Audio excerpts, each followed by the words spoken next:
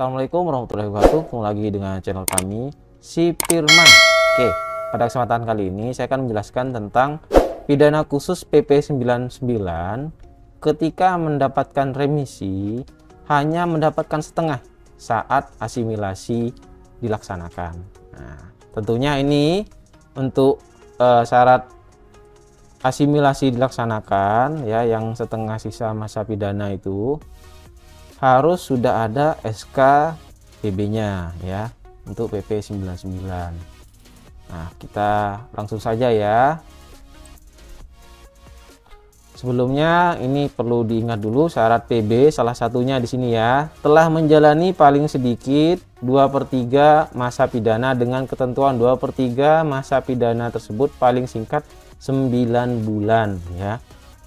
Jadi minimal harus menjalani 2/3 masa pidana. Ini jika tidak terlambat menjalani 2/3 masa pidana, kemudian setelah itu menjalani asimilasi di dalam lapas paling sedikitnya setengah dari sisa masa pidana. Ini jika tidak terlambat ya, SK-nya sebelum tanggal 2/3 masa pidana. Ini khusus untuk PP 99.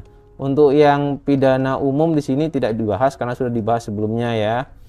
Untuk yang syaratnya pidana umum itu yang PB tanpa menjalani asimilasi di dalam lapas ya. Nah, selanjutnya dari deskripsi tadi maka dibuat rumus matematika.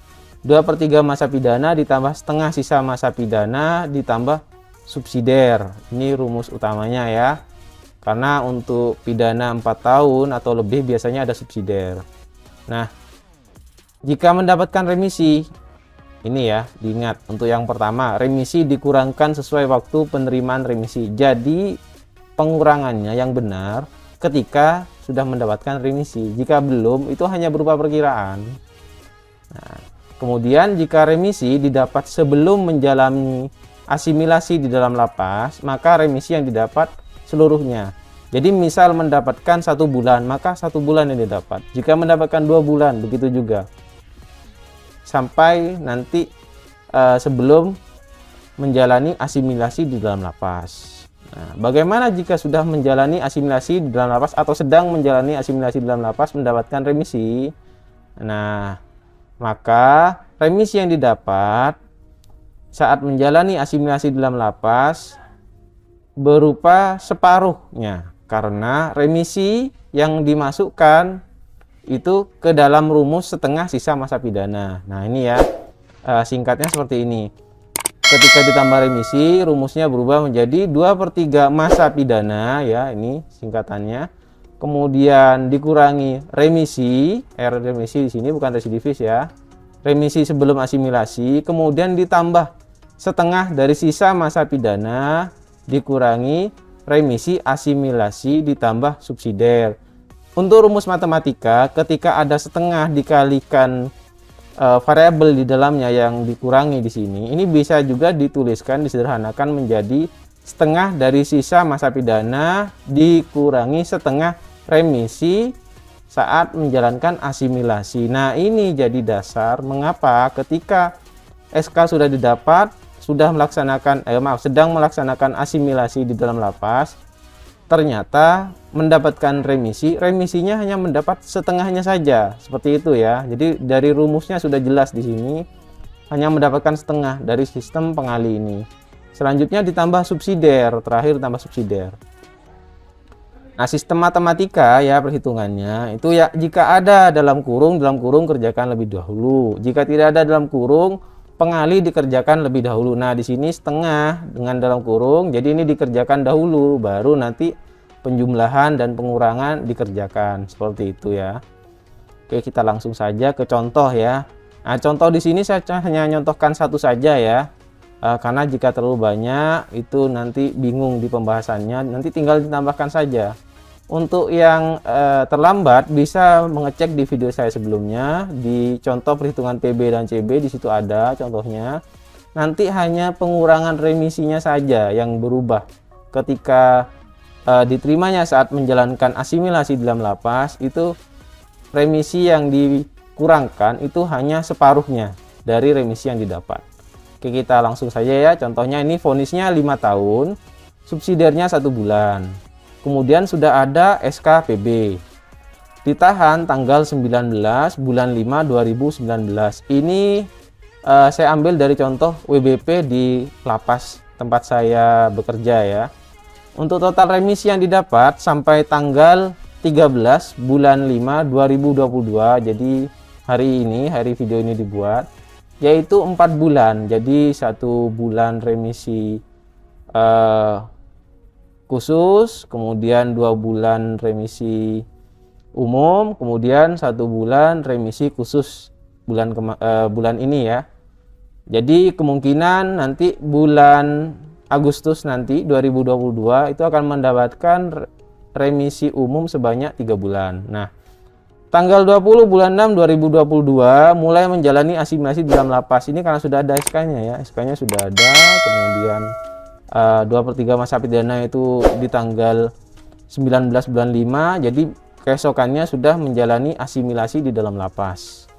Nah, saat mendapatkan remisi umum tahun 2022 nanti ya, Agustus, maka yang didapat adalah setengah sesuai dengan rumus itu dikalikan remisinya. Remisinya 3 bulan, jadi hanya mendapatkan potongan dari asimilasi di dalam lapas sebanyak 1 bulan 15 hari. Nah, di sini untuk sistem perhitungannya ya, remisi itu untuk konversi dalam hari adalah 1 bulan 30 hari ya. Jadi bukan 31 ataupun 28 atau 29 ya. Jadi ini sudah ada rumusnya seperti itu. Nah, untuk mempermudah kita pakai tabel setengah, 2/3 dan 5/6 masa pidana. Nah, di sini ya pidananya 5 tahun ya. Dari 5 tahun, 2/3 masa pidana adalah 3 tahun 4 bulan. Ditambah untuk yang asimilasi di dalam lapas ya, bisa langsung dicek di 5/6 masa pidana. Ini sama saja menjalani 4 tahun 2 bulan. Cuma di sini karena nanti ada hubungannya menghitung remisi yang didapat ketika menjalani asimilasi dalam lapas, maka kita ambil yang 2/3 masa pidana saja, yaitu 3 tahun 4 bulan. Nah, sisa masa pidana adalah masa pidana dikurangi 2/3 masa pidana. Nah, sesuai dengan deskripsi tadi ya, ditambah asimilasi sebanyak setengah dari sisa masa pidana. Jadi 1 dikurangi 2/3 itu sama dengan 1/4 masa pidana. Nah, dari setengah ini ya dikalikan ke 1/4 karena sisa masa pidananya 1/4 ini karena tidak terlambat ya. Jadi setengah kali 1/4 ini 1/6 ya. Kemudian karena ternyata jumlahnya itu dalam tahun adalah 5 tahun, dikonversi ke bulan maka menjadi 60. 12 kali 5 ya, 60. Jadi ketika 1/6 dikalikan 60 itu sama dengan 60 dibagi 6, yaitu 10 bulan. Jadi tambahannya menjalani 10 bulan. Ini kalau dicek di tabel ya, sama ya. Dari 3 tahun 4 bulan 2/3 untuk ke 5/6 masa pidana ditambahkan 10 bulan. 4 tambah 10 ini 14, konversi ke tahun jadi 1 tahun 2 bulan. Jadi totalnya 4 tahun 2 bulan. Tapi di sini kita pakai yang 2/3 saja untuk lebih pahamnya ya. Jadi perlu menjalani di dalam lapas sebanyak 2/3 masa pidana ditambah 10 bulan ya. Nah, saat mendapatkan remisi umum tahun 2022 nanti lamanya asimilasi dari 10 bulan itu akan dikurangi sebanyak 1 bulan 15 hari. Tadi ya sesuai dengan yang penjelasan saya sebelumnya, setengah dari remisi ya. Karena remisi yang mungkin akan didapat adalah 3 bulan. Itu jika mendapatkan remisi, jika tidak ada register F ya. Nah, kalau kita cek detail RAM sesuai dengan tanggal penahanan di sini, kita kembali dulu ke tanggal penahanan, tanggal 19 bulan 5 ya. 19 bulan 5 di sini 2019. Kemudian hitung 3 tahun 4 bulan, tambahkan 3 tahun, jadi pindah kolom ini 1, 2, 3. Di sini cari 19 Mei juga sesuai tanggal. Kemudian 4 bulannya ditambahkan. 4 bulan jadi 1, 2, 3, 4, geser kanan ya. Jadi tanggal 16 September ternyata mendapatkan remisi sebanyak 4 bulan. Ini belum menjalani asimilasi di dalam lapas. Jadi langsung dikurangi semua sebanyak 4 bulan. Mundur dari 16 4 1 2 3 4. Ketemunya tanggal 19 Mei. Ini tanggal 2/3 masa pidana. Nah, setelah dari tanggal 19 Mei selanjutnya menjalani asimilasi di dalam lapas sebanyak 10 bulan. Jadi maju 10 bulan. 1 2 3 4 5 6 7 8 9 10. Jadi tanggal 15 Maret 2023 ini tanggal pelaksanaan PB-nya. Nah, ternyata karena di Agustus ini dilewati ya, 17 Agustus 2022 dilewati, kemungkinan mendapatkan remisi umum sebanyak 1 bulan 15 hari karena hanya mendapatkan separuh ketika melaksanakan asimilasi di dalam lapas. Nah, ini dikurangi dulu satu kolom ya ke belakang, kemudian ke atas sebanyak 15. 1 2 3 4 5 6 7 8 9 10 11 12 13 14 15. Ketemunya adalah tanggal pelaksanaan PB tanggal 29 Januari 2023. Namun karena WBP tidak bisa membayar denda, maka harus menjalani subsidiar atau kurungan pengganti denda, yaitu sebanyak 1 bulan. Jadi maju 1 bulan menjadi tanggal 28 Februari tahun 2023. Itu adalah tanggal bebas PB untuk WBP tersebut. Nah, jadi berdasarkan SK tanggal pelaksanaan PB itu adalah tanggal 15 Maret 2023. Namun, jika mendapatkan remisi umum tahun 2022, maka tanggal pelaksanaan PB maju 1 bulan 15 hari menjadi tanggal 29 Januari 2023. Namun, karena WBP tidak dapat membayar denda, maka WBP tersebut harus menjalani subsidiar 1 bulan pengganti denda, sehingga tanggal PB-nya itu jadi bertambah 1 bulan, yaitu tanggal 28 Februari 2023.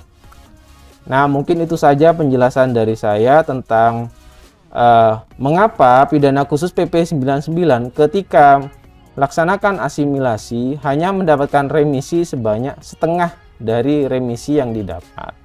Jika ada yang ditanyakan dari penjelasan ini, silahkan tanyakan di kolom komentar di bawah ini ya. Nah, jika kalian menyukai video ini, jangan lupa di like dan subscribe ya. Terima kasih. Wassalamualaikum warahmatullahi wabarakatuh.